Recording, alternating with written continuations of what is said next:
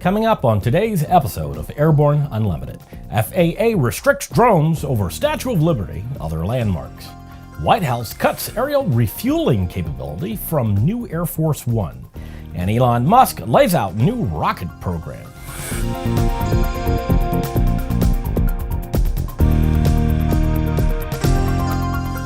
Hello, I'm Christopher C. Odom. It's October 3rd, 2017, and this is Airborne Unlimited.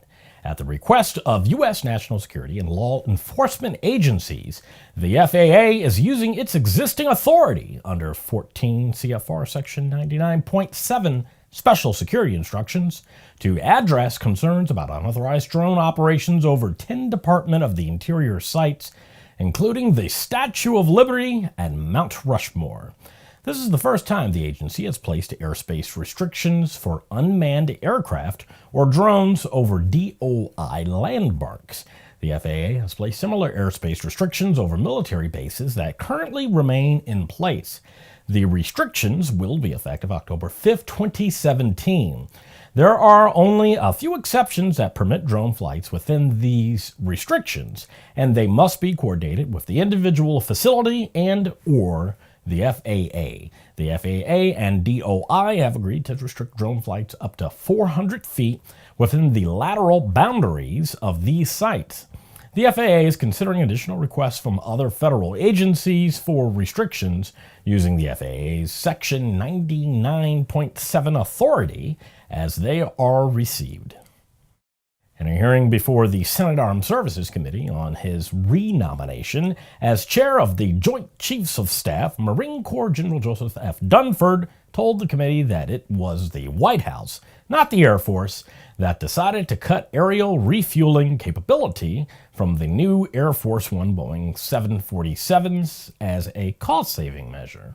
The Air Force announced in August that it had reached a deal with Boeing to buy two inventory 747 aircraft that had been intended for a Russian airline, but never delivered for the new presidential planes rather than having them built from the ground up. At the time, the Air Force said the aerial refueling capability would not be required. General Dunford said that not having the capability to refuel Air Force One in flight, which would serve as the National Command Center and protect the president in a case of an attack, will certainly be a limiting factor and will have to plan accordingly. The new airplanes are not expected to be in service until 2024. After the break, Elon Musk lays out Mars plan and more. Based on the popular Sling 2 LSA, the Sling 4 was designed to be the most practical and desirable lightweight four-place experimental aircraft on the market. Find out more about this 115 horsepower turbocharged airplane at airplanefactory.com.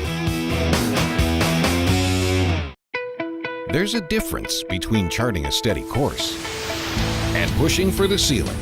And for nearly a century, Hartford Propeller has been defining that difference. It's in our passion for engineering and research and our dedication to testing the limits of performance. We are built on honor. We are Hartford Propeller.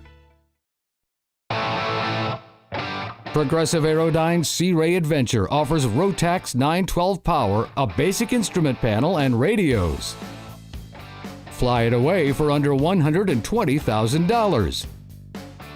Visit searay.com for more details. Welcome back. If you have a story suggestion for Airborne Unlimited, Aero-TV, the new AMA drone report, our website or podcast, just email to news-spy@aero-news.net.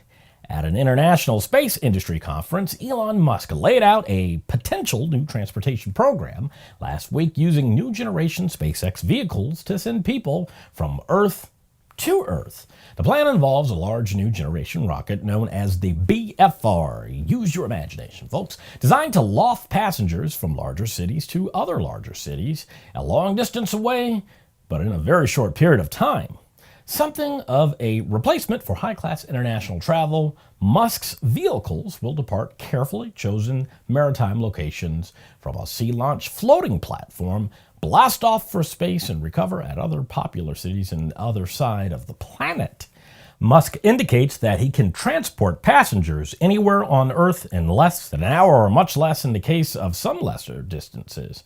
With a top speed of some 18,000 miles per hour, Musk's BFRs can allow for New York to Shanghai in 39 minutes or Los Angeles to Toronto in 24 minutes.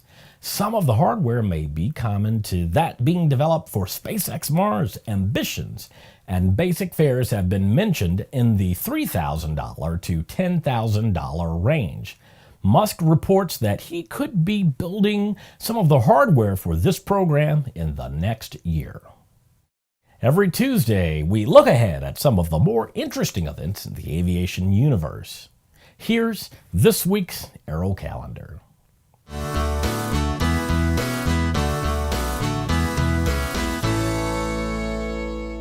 October 14th is the WGRC Annual Fall Scale and Open Fly-In in Fort Rucker, Alabama.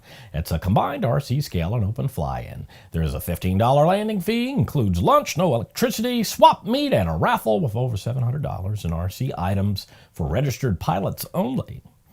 October 19th is 12 o'clock high at Paradise Field in Lakeland, Florida.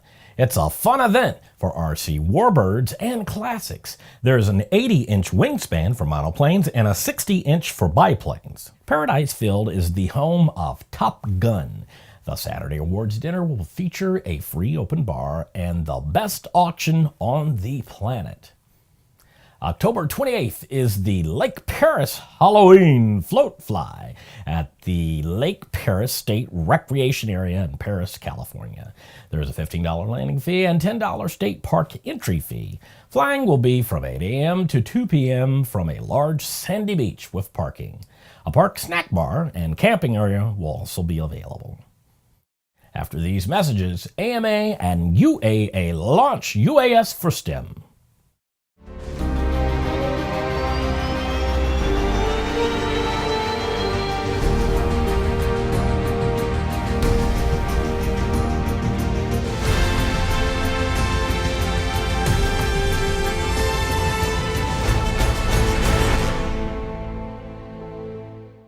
Sandia introduces the new SAI 340 Quattro TSO'd airspeed, attitude, altitude, and slip.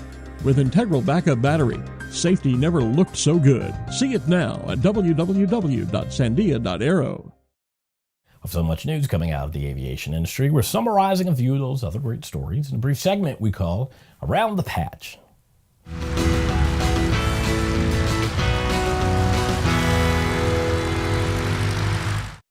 The AMA and the University Aviation Association have launched the Collegiate Drone Challenge following the UAA Collegiate Aviation Conference in Riverside, California. The UAS4 STEM Collegiate Challenge is designed for university students to learn, practice, and demonstrate professional unmanned aircraft system knowledge, mission planning, flight skills, data collection, analysis, and safety practices in a competitive environment.